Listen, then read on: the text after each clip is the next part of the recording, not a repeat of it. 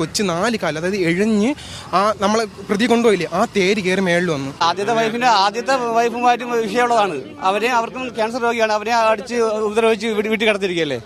ഇയാൾക്ക് അപ്പോഴേ മനസ്സിലാക്കാൻ ക്രിമിനലാണെന്നുള്ളത്. പഞ്ചായത്തിന്റെ മെമ്പറാണ് ഞങ്ങളെ കൂടെ പോലീസ് സ്റ്റേഷനിൽ വന്ന് പരാതി കൊടുത്ത്, ആ മെമ്പർ വന്നിട്ട് പോലും ആ മെമ്പറിന് പോലും ഒരു വക വെച്ചിട്ടില്ല അവിടുത്തെ SI പോലീസുകാരാ. നെടുമങ്ങാട് 1.5 വയസ്സുള്ള ഒരു കുട്ടിയുടെ മരണ വാർത്ത നിങ്ങളെല്ലാവരും കേട്ട് കാണും എന്ന് ഞാൻ വിചാരിക്കുന്നു. ഒരു ഞെട്ടലോടെ കൂടിയിട്ട് മാത്രമേ നമുക്ക് ആ ഒരു വാർത്ത കേൾക്കാൻ പറ്റൂ. എനിക്കിപ്പോഴും ആ ഒരു വിറയിൽ മാറിയിട്ടില്ല. എന്താണ് ഈ വിഷയത്തിൽ സംസാരിക്കേണ്ടതെന്നും എനിക്ക് മനസ്സിലാകുന്നില്ല. അഷ്കർ എന്ന് പറയുന്ന ഒരു തന്തയില്ലാത്ത ഒരുത്തൻ, ഒന്ന് ആലോചിച്ചോണം. ആ കുട്ടിയെടുത്ത് അവൻ കാണിച്ചേക്കുന്ന ക്രൂരതകൾ. ചില പരിമിതികൾ കാരണം നമുക്ക് കുറേ കാര്യങ്ങൾ വീഡിയോസ് വെക്കാനോ സംസാരിക്കാനോ പറ്റത്തില്ല. യൂട്യൂബിൻ്റെ കമ്മ്യൂണിറ്റി ഗൈഡ് ലൈൻ പോളിസിയാണ്. പക്ഷെ എന്നാൽ പോലും നമുക്ക് എങ്ങനെ മിണ്ടാതിരിക്കാനും പ്രതികരിക്കാതിരിക്കാനും പറ്റും? ഈ ഒരു വീഡിയോ ഞാൻ റിയാക്ട് ചെയ്തില്ല എങ്കിൽ പിന്നെ നമ്മൾ ഈ ഒരു സാധനമൊന്നും കൊണ്ടിരുന്നിട്ട് വലിയ പ്രയോജനമില്ല. കാര്യം ഒരു പിഞ്ചു കുഞ്ഞ്, ആ കുഞ്ഞ് എന്ത് തെറ്റാ ചെയ്തത്? അതിൻ്റെ അമ്മ എന്ന് പറയുന്ന ഒരുത്തി. നിനക്കൊക്കെ നാണോ മാനോ ഉണ്ടോ? എടി, നിനക്കൊന്നും വളർത്താനായിട്ട് നിനക്കൊന്നും കഴിവില്ലേ, പിന്നെ എന്തിനാടി നീയൊക്കെ ഇതിന് നിൽക്കുന്നത്? എനിക്കറിയാൻ മേലായിട്ട് ഞാൻ ചോദിക്കുക. ഇതിപ്പോൾ എന്ന് പറഞ്ഞു കഴിഞ്ഞാൽ ഇത് കുറേ നാളുകൾക്ക് മുന്നേയും ഇതുപോലെ ഒരുപാട് വാർത്തകൾ വന്നിട്ടുണ്ട്. ഇടയ്ക്ക് വെച്ച് കല്യാണി എന്ന് പറയുന്ന ഒരു കുട്ടിയുടെ വാർത്ത ഞാൻ റിയാക്ട് ചെയ്തതാണ്. ഞാൻ 1-2 വീഡിയോ ചെയ്തിട്ടുണ്ട്. ആ സമയത്തും ഞാൻ റിപ്പീറ്റഡ്ലി പറഞ്ഞിട്ടുണ്ട്, ഒരു കുട്ടികൾക്കും ഇനി ഇതുപോലൊരു അനുഭവം ഉണ്ടാവരുത് എന്ന്. പക്ഷെ എവിടെ, ഇതിനൊന്നും ഒരു കുറവുമില്ല. ഇനി ഇവന് കുറച്ച് ആഹാരവും വെള്ളമൊക്കെ കൊടുത്ത് ഇവനെ ഇനി ജയിലിലോട്ടുകൂടെ ഇവനെ കെട്ടിയെടുത്ത് അങ്ങ് വിടും. അവിടെ ഇനിയിപ്പോൾ അങ്ങ് സുഖമാണല്ലോ, സുഖ ജീവിതമാണല്ലോ, പുറലോകം കാണണ്ടല്ലോ. തിന്ന് കൊഴുത്ത് കുറച്ച് നാൾ കഴിയുമ്പോൾ ഇറങ്ങി വരാം. വല്ല പുറത്തെ രാജ്യത്തെ നിയമമോ കാര്യങ്ങളോ വല്ലതും ആണെങ്കിൽ ഇവനൊന്നും ഇന്ന് ഈ ഭൂമിയിൽ ജീവിച്ചിരിക്കത്തില്ല. ആ നിയമമാണ് ശരിക്കും പറഞ്ഞ് ഇവിടെ കൊണ്ടുവരേണ്ടത്. എന്തായാലും നമുക്ക് വാർത്തയിലേക്ക് പോകാം. ഈ കുട്ടിയുടെ 2 കൈ ഒടിഞ്ഞിരുന്ന സമയത്ത് ഒരു വ്ളോഗർ ഒരു വീഡിയോ ചെയ്തിട്ടുണ്ടായിരുന്നു. ആ വീഡിയോ ഇപ്പോൾ സോഷ്യൽ മീഡിയയിലെല്ലാം അവൈലബിൾ ആണ്. ആ വീഡിയോയ്ക്കകത്ത് അവർക്ക് എന്തോ ഗിഫ്റ്റ് കൊടുക്കുന്നതായിട്ട് ബന്ധപ്പെട്ട് എന്തോ സംഭവമാണ്. എന്തായാലും അന്ന് ആ ഒരു സമയത്ത് ആ വീഡിയോ എടുത്ത ഒരാളുണ്ട്. അയാളുടെ ഒരു വീഡിയോ നിലവിൽ പുറത്തു വന്നിട്ടുണ്ട്. നമുക്കതൊന്ന് കാണാം. കൊല്ലപ്പെട്ട അർഷിദ് എന്ന ആ കുഞ്ഞിൻ്റെ ഒരു വീഡിയോ, അത് വൈറലായിക്കൊണ്ടിരിക്കുന്നതിന് ആ വീഡിയോ കാണിച്ചിരുന്നു. അതിൽ ആ കുഞ്ഞിൻ്റെ 2 കൈയും പ്ലാസ്റ്റർ ഇട്ട നിലയിലാണ് ഒരു വ്ളോഗർ ഒരു സമ്മാന പദ്ധതിയുമൊക്കെയായി ബന്ധപ്പെട്ട് കുഞ്ഞ് അമ്മയാണ് കുഞ്ഞിനെ എടുത്തിരിക്കുന്നത്, അവരോട് സംസാരിക്കുന്നതും ഒരു സമ്മാനമൊക്കെ കൊടുക്കുന്നതൊക്കെയാണ് ദൃശ്യങ്ങൾ. പക്ഷേ ആ ദൃശ്യങ്ങൾ അന്ന് കണ്ടവർ അല്ലെങ്കിൽ ഇപ്പോൾ കാണുന്നവർക്കാണ് ഇതെന്താണ് ആ കുഞ്ഞിൻ്റെ ആ ഒരു പ്ലാസ്റ്റർ ഇട്ട കൈകൾക്ക് പിന്നിലെന്ന സത്യം തിരിച്ചറിഞ്ഞത്. വല്ലാത്ത വേദനയോട് കൂടിയിട്ടാണ് നമുക്ക് ആ ദൃശ്യങ്ങൾ കാണാൻ കഴിയും. ഇപ്പോൾ ആ ദൃശ്യങ്ങൾ അല്ലെങ്കിൽ ആ വീഡിയോ ചെയ്ത ആളുടെ സുഹൃത്ത് നമുക്കൊപ്പം ചേരുന്നുണ്ട്. അദ്ദേഹത്തിൻ്റെ പേര് ഇന്നലെ ഈ യൂട്യൂബിൽ വന്ന ആ വീഡിയോ വല്ലാതെ ഹൃദയം വേദനിപ്പിക്കുന്നുണ്ട്. അന്ന് ആ വീഡിയോ എടുത്ത യൂട്യൂബറാണ്. യൂട്യൂബറുടെ സുഹൃത്ത് നമ്മളൊപ്പം ഉണ്ട്. നിങ്ങളൊക്കെ ഒരുമിച്ച് പ്രവർത്തിക്കുന്ന ആളുകളാണ്? അതെ, പുള്ളി എനിക്കല്ല. ഈ വീഡിയോ എടുത്ത വ്യക്തി ഈ കുഞ്ഞിൻ്റെ അമ്മയുടെ ഫ്രണ്ടാണ്.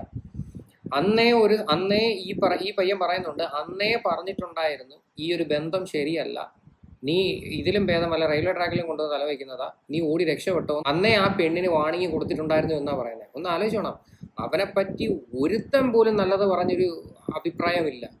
പിന്നെയും എന്തിനാണ് ഇവൻ്റെയൊക്കെ കൂടെ ജീവിക്കുന്നതെന്ന് എനിക്ക് മനസ്സിലാവുന്നില്ല. അപ്പം തീർച്ചയായിട്ടും ഇതിനകത്ത് ഇവക്കും കൂടി പങ്കുണ്ട്. ഈ തള്ളാന്ന് പറയുന്ന ഒരുത്തി ഇവളുടെ പേര് അഖില എന്നങ്ങണ്ട.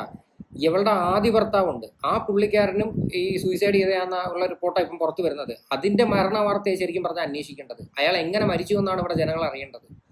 യവന് മേ ബി ഇതിനകത്ത് പങ്കുണ്ടായിരിക്കാം. വീഡിയോസ് വഴി അറിയാം. അപ്പോൾ പുള്ളി നമ്മളൊരു നെടുമങ്ങാടത്തെ ഷോപ്പിലേക്ക് വേണ്ടിയാണ് ഇതേപോലെ വീഡിയോ ചെയ്തത്. അപ്പോൾ ഇപ്പോൾ ഈ വീഡിയോ അപ്രതീക്ഷിതമായിട്ട് വൈറലായ സമയത്ത് ആ കൊച്ചിന് വേണ്ടി ആ ഷോപ്പിലെ ആൾക്കാർ കുട്ടിക്ക് ഒരു സൈക്കിളൊക്കെ വാങ്ങിച്ചു കൊടുക്കാം എന്നുള്ള രീതിയിൽ ഇപ്പോൾ ഒരാഴ്ചയ്ക്ക് മുമ്പ് സംസാരിച്ചിരിക്കുകയായിരുന്നു. അപ്പോഴാണ് പെട്ടെന്ന് ഇങ്ങനെ ഒരു സംഭവം അറിയുന്നത്. സൈക്കിളിൽ നിന്ന് വീണതുകൊണ്ട് സൈക്കിൾ വാങ്ങിച്ചു കൊടുക്കുക. അതേപോലെ ആ ഷോപ്പിന് ഒരു പ്രൊമോഷനായി 1 മില്യൺ അടിച്ച ഒരു വീഡിയോ ആയിരുന്നു. അപ്പോൾ അതുകൊണ്ട് ആ ഷോപ്പിലെ ഓണർ ഇതേപോലെ ഒരു സൈക്കിളൊക്കെ വാങ്ങിക്കൊടുക്കാന്ന് പറഞ്ഞുകൊണ്ട് അറിഞ്ഞ്. പക്ഷേ ഈ സംഭവം അതിനുശേഷമാണ് ഈ സംഭവം ഷോക്കായിട്ട് അറിയണത്. ഈ കുഞ്ഞിന്റെ അമ്മ നിങ്ങളോട് പഠിച്ചതാണല്ലേ? എൻ്റെ സീനിയറായിട്ട് ജൂനിയറായിട്ട് പഠിച്ചാണ്. അന്നേ പരിചയമുണ്ട്. ഞാൻ ഈ സംഭവം തുടങ്ങണതിന് മുന്നേ തന്നെ ഒരു ദിവസം ഞാൻ ഇങ്ങനെ സ്റ്റാറ്റസ് സ്ക്രോൾ ചെയ്ത് പോയപ്പോൾ ഈ പുള്ളിയുടെ ഫോട്ടോ ഇങ്ങനെ സ്റ്റാറ്റസ് ഇട്ടിരുന്നു. അപ്പോൾ ഞാൻ ചോദിച്ചത് സംഭവം എന്ന് ചോദിച്ചപ്പോൾ അതിൻ്റെ അടുത്ത് പറഞ്ഞ് ഇതേപോലെ നമ്മളിപ്പോൾ അഫെയറിലാണ് എന്ന് പറഞ്ഞ്. ഞാൻ അന്നേ പറഞ്ഞ് ഈ പയ്യനെ പറ്റി നേരത്തെ അറിയാമെന്നുള്ളത് കൊണ്ട് പറഞ്ഞ് നീ ഇത് വിഷയമാവും, പിന്നീട് നീ തീവണ്ടിക്കാണ് തലവയ്ക്കാൻ പോകണമെന്ന് ഞാൻ അന്നേ അവൻ്റെ അടുത്ത് പറഞ്ഞിട്ടുണ്ടായിരുന്നു എന്ന് പറഞ്ഞ. പിന്നെ അന്നേ പറഞ്ഞിട്ടുണ്ടായിരുന്നു എന്ന് അതൊന്നും കേൾക്കാതെയായിരുന്നു ഈ ഒരു കാര്യത്തിനകത്തോട്ട് എടുത്തു ചാടിയത്. തള്ളയും കൊള്ളാം, തന്തയും കൊള്ളാം, എല്ലാം കൊള്ളാം. ഇത് ആദ്യ ഭർത്താവുണ്ടല്ലോ, ഈ പെണ്ണിൻ്റെ ആദ്യ ഭർത്താവിൻ്റെ വീട്ടുകാർ ആ കുട്ടിയെ കിട്ടാൻ വേണ്ടി ഒരുപാട് ട്രൈ ചെയ്തതാണ്. പക്ഷെ അവർക്ക് കിട്ടിയിട്ടില്ല. അത് കിട്ടാത്തതിൻ്റെ കാരണം ഇപ്പം ഈ അഷ്കർ എന്ന് പറയുന്ന ഈ പരമനാറി അതിൻ്റെ ഇടയ്ക്ക് കയറി കളിച്ചതിൻ്റെ പേരിലാണ് ആ കുട്ടിയെ അവർ വിട്ടുകൊടുക്കാഞ്ഞത്. എന്നാലും അതിനെ പറ്റിയിട്ട് ആ വ്യക്തി റിയാക്ട് ചെയ്യുന്നുണ്ട്. ആദ്യ ഭർത്താവിൻ്റെ ഹസ്ബൻഡിൻ്റെ വീഡിയോ ഞാനിവിടെ കാണിക്കാം. കുഞ്ഞ് ഇന്നലെ ആ കുഞ്ഞിൻ്റെ അച്ഛൻ നേരത്തെ മരിച്ചു പോയതാണ്. അഖില ഗർഭിണിയായിരുന്ന സമയത്ത് തന്നെ മരിച്ചു പോയതാണ്. ഞാനിപ്പോൾ ഉള്ളത് അഖിലിൻ്റെ അച്ഛൻ്റെ ഒപ്പമാണ്. അദ്ദേഹവും ഈ കുഞ്ഞിനെ ഏറ്റെടുക്കുന്നതിന് വേണ്ടിയിട്ടുള്ള ശ്രമങ്ങളൊക്കെ കഴിഞ്ഞ കുറച്ച് കാലങ്ങളായിട്ട് നടത്തിയിരുന്നു. പക്ഷേ കിട്ടിയില്ല. ഈ മകൻ മരിച്ചുപോയതിന് പിന്നാലെ മകൻ്റെ കുഞ്ഞും കൂടി നഷ്ടപ്പെട്ട പിതാവാണ്. പിന്നെ കിട്ടാനൊക്കെ ശ്രമിച്ചിരുന്നു അല്ലേ? ശ്രമിച്ചു. 3 മാസം കൊണ്ട് ഞാൻ ഇതിൻ്റെ പുറകെ ആയിരുന്നു. 3 മാസമായിട്ട് ഇതിൻ്റെ പുറകെ ആയിരുന്നു. എന്നിട്ട് പോലും കിട്ടിയില്ല. ഈ നാറിയുടെ കയ്യിൽ നിന്ന് എങ്ങനെങ്കിലും എടുത്ത് കൊണ്ടുപോയി രക്ഷപ്പെടുത്തിയിട്ടുണ്ടായിരുന്നുണ്ടല്ലോ, ഇന്ന് അതിനൊരു കുഴപ്പമില്ല, സന്തോഷത്തോടു കൂടി ഇന്ന് നമ്മുടെ നാട്ടിൽ ജീവിച്ചേനെ. അവനെ നാട്ടുകാരൊക്കെ വളഞ്ഞടിക്കുന്ന ഒരു സീൻ നിങ്ങൾ കണ്ടോ? ആ സമയത്ത് പോലീസുകാരൊക്കെ കയറി ക്രോസ് വയ്ക്കുന്നുണ്ട്. എന്തിനാ വയ്ക്കുന്നത്? ഇവനൊക്കെ ജനങ്ങൾക്ക് വിട്ടുകൊടുക്ക്. നിങ്ങളിപ്പോൾ അവനെ കൊണ്ടുപോയി അവൻ ആഹാരവും വെള്ളമൊക്കെ കൊടുത്തിട്ട് അവനെ ജയിലിലോട്ട് പിടിച്ചിട്ടിട്ട് എന്ത് നേടാനാണ്? അവന് ജനങ്ങൾക്കാണ് വിട്ടുകൊടുക്കേണ്ടത്. അത് ജനങ്ങൾക്കറിയാം എങ്ങനെ അവനെ കൈകാര്യം ചെയ്യണമെന്ന്. കുഞ്ഞിനെ കിട്ടുന്നതിന് വേണ്ടിയിട്ട് അപ്പോൾ ഇതിനകത്ത് ഈ കുഞ്ഞിനെ തരാമെന്ന് പറഞ്ഞുകൊണ്ട് ഇതിനകത്ത് എന്നെ ആദ്യമായിട്ട് വിളിച്ചത് ഈ അഖില ഡാൻസിന് പോകുന്ന ഡാൻസ് ടീച്ചർ ആണ് എന്നെ വിളിച്ചത്. ഡാൻസ് ടീച്ചർ എന്നെ വിളിച്ച് അവർ പാലക്കാട് നിൽക്കുവാണ് ഇപ്പോൾ. 3 ദിവസം കഴിഞ്ഞിട്ട് ഞാൻ വരും, വന്നിട്ട് നമുക്കിതിനൊരു തീരുമാനം എടുക്കാമെന്ന് പറഞ്ഞതിന് ശേഷം ആ സ്ത്രീ ഇതുവരെ എന്നെ വിളിക്കുമോ. ഈ സ്ത്രീ സംഭവങ്ങൾ നടന്നിട്ട് ഒരു ഫോൺ കോളിൽ പോലും എന്നെ വിളിച്ച് ചോദിക്കോ ഇവിടെ വരികയോ ചെയ്തിട്ടില്ല. അപ്പോൾ ഇവരെല്ലാവരും കൂടി ചേർന്നിട്ടുള്ള ഒരു ഇതെന്നാണോ വിചാരിക്കുന്നത്? എന്താണ് അതിൻ്റെ കരുതുന്നത്? എന്താണ്? അതെ, ഈ അസ്കറും ഈ ഡാൻസ് ടീച്ചറും ഒരു അണ്ടർസ്റ്റാൻഡിംഗ് ഉണ്ട്. അവർ കുഞ്ഞിനെ ആദ്യം തരാമെന്ന് പറഞ്ഞിട്ട് ഇവനുമായിട്ട് ചേർന്ന് കുഞ്ഞിനെ തരാതിരിക്കാനുള്ള എല്ലാ രീതിയിലും ഇവർ ഇടപെട്ട് എന്നെ ഇതുവരെ വിളിച്ചിട്ടില്ല. പിന്നെ ഈ സൈഡിൽ ഈ വീഡിയോയിൽ അവനെ എടുത്തെടുത്ത് കാണിക്കുന്ന സമയത്ത് എന്താ ചെയ്യേണ്ടതെന്ന് അറിയാം. ഇവനെയൊക്കെ ഒരിക്കലും ഇങ്ങനെയൊന്നും ട്രീറ്റ് ചെയ്യരുത്. ഇവനൊക്കെ ഇങ്ങനെയാണോ ചെയ്യേണ്ടത്? 51 മുറിവിൻ്റെ പാടെന്നൊക്കെ പറയുമ്പം നമുക്കൊന്ന് ചിന്തിക്കാൻ പറ്റും. നമുക്ക് ഒരു ഉറുമ്പ് കടിച്ചാൽ തന്നെ എന്തോരം വേദനയാണ്. അപ്പം നിങ്ങളൊന്ന് ആലോചിക്കുക ഒരു കുട്ടിയുടെയൊക്കെ അവസ്ഥ. ഇവർക്ക് കറക്റ്റ് ഈ കുഞ്ഞ് ഉപദ്രവിക്കപ്പെടുന്നതും ഈ സംഭവങ്ങളെല്ലാം ഈ ടീച്ചറിനറിയാം. ടീച്ചറിനെ വിളിച്ച് നമ്മൾ വെളിച്ചത്ത് കൊണ്ടുവന്നാൽ എല്ലാ കാര്യങ്ങളും അറിയാൻ പറ്റും. ഈ കുഞ്ഞുമായിട്ട് ബന്ധപ്പെടാനോ മറ്റോ ഒന്നും ഈ കുഞ്ഞിൻ്റെ അമ്മ നിങ്ങളെ അച്ഛൻ്റെ വീട്ടുകാരെ സമ്മതിച്ചിരുന്നില്ല? അല്ലെങ്കിൽ സമ്മതിച്ചിരുന്നില്ല. ഈ കുഞ്ഞിൻ്റെ അമ്മയുടെ അമ്മ ഒരു കാരണവശാലും എൻ്റെ ഭാര്യയെ കാണിക്കില്ല എന്നൊരു വെല്ലുവിളി വരെ നടത്തിയിട്ടുണ്ടായിരുന്നു. അങ്ങനെ കാണിക്കാനുള്ള ഒരു ശ്രമം ഇതുവരെ നടത്തിയിട്ടില്ല. ഞങ്ങളിത് പല പ്രാവശ്യം ഇതിൻ്റെ കുഞ്ഞിനെ കാണാൻ വേണ്ടിയിട്ട് നമ്മൾ ശ്രമിക്കുകയും ഫോൺ നമ്പർ പോലും നമ്മുടെ കയ്യിലായിരുന്നു. ഇവർ വാടകയ്ക്ക് മാറി താമസിക്കുന്ന ഒരു കൂട്ടരായിരുന്നു. ഈ അഖിലയും അസ്കറിനെയും കൂട്ടിമുട്ടിച്ചത് തന്നെ ഈ അനു ടീച്ചറാണ്. അവരുടെ ട്രൂപ്പിൽ അങ്ങനെ അവരുടെ ട്രൂപ്പിൽ അന്ന് മുതലാണ് ഈ കുഞ്ഞ് ഉപദ്രവിക്കപ്പെട്ടു തുടങ്ങിയത്. നിങ്ങൾക്ക് ഇങ്ങനെയുള്ള കാര്യങ്ങളൊക്കെ അറിയായിരുന്നുവെങ്കിൽ നിങ്ങൾ എന്തുകൊണ്ട് കൊണ്ടുപോയി ഒരു കേസ് കൊടുത്തില്ല? അന്ന് ആരെങ്കിലും ഇനീഷ്യേറ്റീവ് എടുത്ത് ഇതൊക്കെ ഒരു കേസും കാര്യങ്ങളായിട്ട് പോയിട്ടുണ്ടായിരുന്നുവെങ്കിൽ ഇങ്ങനൊരു പ്രശ്നം ഉണ്ടാകില്ല. ഒന്നും വേണ്ട, അവരുടെ അയൽവാസികൾ തന്നെ ഇപ്പം വന്ന് പ്രതികരിക്കുന്നുണ്ട്. ഈ പ്രതികരിക്കുന്ന സമയത്ത് ഇവർക്കെല്ലാം അന്നേ വേണമെങ്കിൽ പ്രതികരിക്കാമായിരുന്നല്ലോ. ആ സമയത്ത് ഇവർക്ക് കേസ് കൊണ്ട് കൊടുക്കാമായിരുന്നല്ലോ. ഇങ്ങനെ രീതിയിൽ ഒരു സംശയമുണ്ട്, ആ കുട്ടിയെ ഇവൻ അടിക്കുന്നതായിട്ട് അവർക്ക് ഡൗട്ട് ഉണ്ടെന്നുള്ള രീതിയിൽ കംപ്ലൈൻറ്റ് കൊടുത്താൽ പോലീസുകാർ അന്വേഷിക്കും. എങ്കിൽ പിന്നെ ഇങ്ങനെയൊന്നും സംഭവിക്കത്തില്ലായിരുന്നു. ഇനി ആ നാട്ടിലുള്ള ഒരു വ്യക്തിയുടെ പ്രതികരണം ഞാൻ ഇവിടെ കേൾപ്പിക്കാം. ഇവനെ തെളിവെടുപ്പിന് കൊണ്ടുവന്ന സമയത്ത് പുള്ളി പറഞ്ഞത്, കൊച്ചു 4 കാലം, അതായത് എഴഞ്ഞ് നമ്മളെ പ്രതി കൊണ്ടുപോയില്ലേ, ആ തേര് കയറി മേളിൽ വന്നു. ഒന്ന് ആലോചിച്ച് നോക്കണം. നമ്മൾ 2 തവണ വാണിംഗ് കൊടുത്ത് 2 തവണ വാണിംഗ് കൊടുത്തപ്പോഴത്തേക്ക് ഈ കൊച്ചിനെ താഴെ കൊണ്ടുപോയി. 2 ദിവസം കൊണ്ട് കാണാനില്ല. നമ്മൾ അന്വേഷിച്ച പറഞ്ഞ കാലിൻ്റെ അടി 2 പൊള്ളിയിരിക്കുവാണ്. അത് ആദ്യത്തെ വൈഫുമായിട്ട് വിഷയമുള്ളതാണ്. അവർക്കും ക്യാൻസർ രോഗിയാണ്. അവരെ അടിച്ച് ഉപദ്രവിച്ച് വീട്ടിൽ കിടത്തിരിക്കുകയല്ലേ. ഇയാൾക്ക് അപ്പോഴേ മനസ്സിലാക്കാൻ ക്രിമിനലാണെന്നുള്ളത്. ആദ്യത്തെ, അതായത് ഇവൻ മുന്നേ കല്യാണം കഴിച്ചിട്ടുണ്ട്. ആ കല്യാണം കഴിച്ച ആ ഒരു പെൺകുട്ടിക്ക് ക്യാൻസറിൻ്റെ അസുഖമായിട്ട് ബന്ധപ്പെട്ട് ഇപ്പോഴും ട്രീറ്റ്മെൻറ്റ് നടന്നുകൊണ്ടിരിക്കുക. ആ പെൺകുട്ടിയെ ഇവൻ എടുത്തിട്ട് അടിച്ചിട്ടുണ്ട്. ഇവൻ്റെ ബാക്ക്ഗ്രൗണ്ട് എന്താണെന്ന് ഇതിൽ നിന്ന് ക്ലിയർ ആണ്. രണ്ടാമത്തെ കാര്യം, ആ കുട്ടിയുടെ കൈ ഒടിഞ്ഞിരിക്കുന്ന സമയത്ത് പോലും അവിടെ ഇഴഞ്ഞിഴഞ്ഞ് മുകളിലോട്ട് വരെ കയറി വന്നിട്ടുണ്ട്. ഒന്ന് ആലോചിക്കുക നിങ്ങൾ. അത് മാത്രമല്ല ഒരു സൺഷെയ്ഡിനകത്ത് ആ കൊച്ച് ചെന്നിരിക്കുന്നത് കണ്ട് അങ്ങനെ ഈ അയൽവാസികൾ ചെന്നത് അവരുടെ വീട്ടിൽ അറിയിപ്പിച്ചു. അങ്ങനെ കൊച്ചിനെ പിന്നെ എടുത്തുകൊണ്ട് പോയി. അങ്ങനെയുള്ള കുറേ സംഭവങ്ങൾ ആ വീടിനെ ചുറ്റിപ്പറ്റി നടക്കുന്നുണ്ടായിരുന്നു. ഇതൊക്കെ ആൾക്കാർക്ക് സംശയം ഉണ്ടായിരുന്നുവെങ്കിൽ ആദ്യ കാലത്തെ കൊണ്ടുവന്ന് ഇവൻ്റെയൊക്കെ പേരിൽ എന്തെങ്കിലും ഒരു കേസ് കൊടുക്കണമായിരുന്നു, അല്ലെ ആരെങ്കിലും ഇൻഫോം ചെയ്യണമായിരുന്നു. ഇവനെ നമുക്കിനി ഇപ്പം ഇത് എന്ത് ചെയ്യാൻ പറ്റും? ഇവനൊക്കെ എത്ര തെറി പറഞ്ഞിട്ടോ, ഇവനൊക്കെ എന്തോ ചെയ്യേണ്ടത്? ഇവനൊക്കെ ജയിലിലോട്ട് കൊണ്ടുപോയിട്ട് ഇനിയിപ്പോൾ കുറച്ച് നാൾ കഴിഞ്ഞ് ജാമ്യത്തിൽ ഇറങ്ങി സുഖമായിട്ട് നടക്കും. ചെന്താമര എന്ന് പറയുന്ന ഒരുത്തനുണ്ടല്ലോ, അവൻ എന്തുമായിരുന്നു? ഒരു കൊലക്കേസ് പ്രതിയായിരുന്നു. കോടതി എന്ത് ശിക്ഷ ഇവനൊക്കെ കൊടുത്തത്?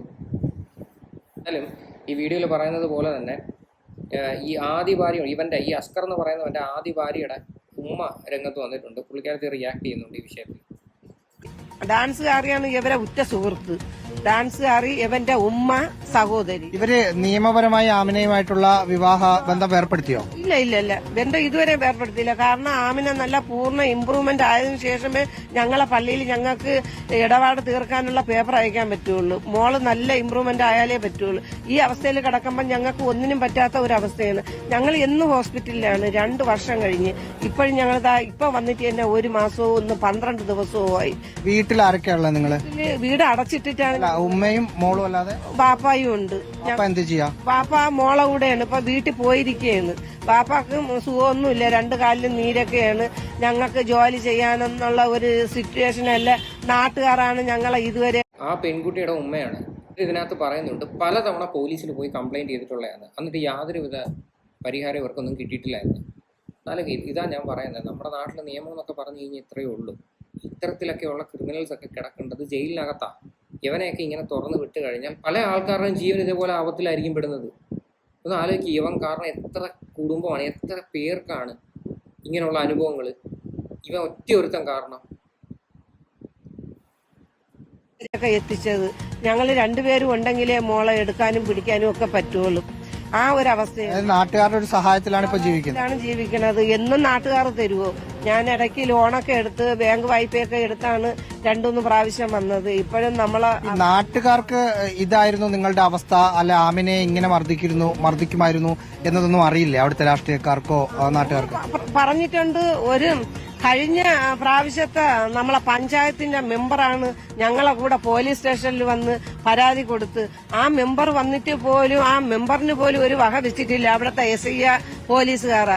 അപ്പോഴും അവര് ഇവന്റെ സൈഡാണ് നിന്ന് നെടുമങ്ങാട് പോലീസ് അപ്പോഴും ഇവരെ സൈഡാണ് പറയുന്നത്. മെമ്പറും ഞങ്ങളോട് 3 പ്രാവശ്യം മെമ്പറും വന്ന് പോലീസ് സ്റ്റേഷനിൽ ആമിനാര ഇതിന് പരാതി കൊടുക്കാനായിട്ട്. അപ്പോഴും മോള് ഇതേ അവസ്ഥയായിരുന്നു. പോലീസ് അപ്പൊ എന്താ പറയുന്നത്? പോലീസ് പറയുന്നത് അവര് ഇവന്റെ സൈഡ് അവ അങ്ങനെയല്ല ഇങ്ങനെയല്ല, നിങ്ങളാണ് ഇങ്ങനെ തെറ്റ് ചെയ്തതെന്നല്ലേ പറയണമെന്നൊക്കെ പോലീസുകാർ ഇവന്റെ സൈഡിൽ നിന്നുകൊണ്ട് ഞങ്ങളോട് പറയുമായിരുന്നു. അപ്പോഴും ഞങ്ങൾ പറഞ്ഞു, സാറേ എന്നായാലും സത്യത്തിനൊരു വിലയുണ്ട്, ആ സത്യം എന്നായാലും പുറത്തു വരുമെന്ന് പറഞ്ഞു. ആ സത്യമാണ് ഇപ്പോൾ സത്യസന്ധമായതുകൊണ്ടാണ് ഇന്ന് ഞങ്ങൾക്ക് ഇത് പറയാനും ഇവനെ നിങ്ങൾക്ക് നിയമത്തിന്റെ മുമ്പിൽ കൊണ്ടുവരാനും പറ്റുന്നത്. പോലീസുകാരുടെ അടുത്ത് പറഞ്ഞപ്പോൾ പോലീസുകാർ അവന്റെ സൈഡിൽ നിന്ന് സംസാരിക്കുമായിരുന്നു. ഇപ്പൊ എങ്ങനെ ഇരിക്കുന്നു? ഇപ്പൊ എങ്ങനെ ഇരിക്കുന്നു എന്ന് പറ. ഇപ്പം പോലീസുകാർക്കൊക്കെ എന്തെങ്കിലും ഇതിനൊക്കെ മറുപടി കൊടുക്കാനുണ്ടോ? ഇത് ശരിക്കും പറഞ്ഞാൽ നമ്മുടെ നിയമത്തെ തന്നെ നമ്മളെല്ലാവരും ചോദ്യം ചെയ്യത്തുള്ളൂ, അല്ല വേറെ ഒന്നുമല്ല. ഇപ്പോഴും കേരളത്തിലുള്ള ഒരു വ്യക്തികൾക്കും ഈ ഒരു വാർത്ത പുറത്തു വന്നതിന് ശേഷം ആ ഒരു ഞെട്ടലൊന്നും മാറിയിട്ടില്ല. മാറാൻ എങ്ങനെ സാധിക്കും? നമുക്കൊക്കെ തന്നെ അത് ചിന്തിക്കാൻ പോലും പറ്റുന്നില്ല. എങ്ങനെ ആ ഒരു കുട്ടിയെടുത്ത് ഇവൻ ഇങ്ങനെ ചെയ്യാൻ പറ്റുന്നു എന്നുള്ളൊരു ചോദ്യമാണ്. എന്തായാലും ഇത്രയേ ഉള്ളൂ കാര്യങ്ങൾ. എന്തായാലും ഈ പരമനാറയെക്കുറിച്ച് വേറെ എന്തെങ്കിലുമൊക്കെ ഡീറ്റെയിൽസ് ഒക്കെ അറിയുന്നെങ്കിൽ നിങ്ങളൊക്കെ തീർച്ചയായിട്ടും പുറത്തു വിടണം. കാര്യം ഇനി ഇതുപോലെ തന്നെ വേറെ ഏതെങ്കിലുമൊക്കെ കേസുകൾ വെളിയിൽ വരാതിരിക്കുന്ന വല്ലതും ഉണ്ടെങ്കിൽ തീർച്ചയായിട്ടും എല്ലാം വെളിയിൽ വിടണം. ഇവനൊന്നും ഇനി ഒരു കാലത്തും പുറലോകം കാണരുത്. എന്തായാലും ഈ ഒരു വിഷയവുമായിട്ട് ബന്ധപ്പെട്ട് നിങ്ങളുടെയൊക്കെ അഭിപ്രായങ്ങൾ എന്താണെന്ന് വെച്ചാൽ നിങ്ങൾ തീർച്ചയായിട്ടും കമൻറ്റ് ചെയ്യും.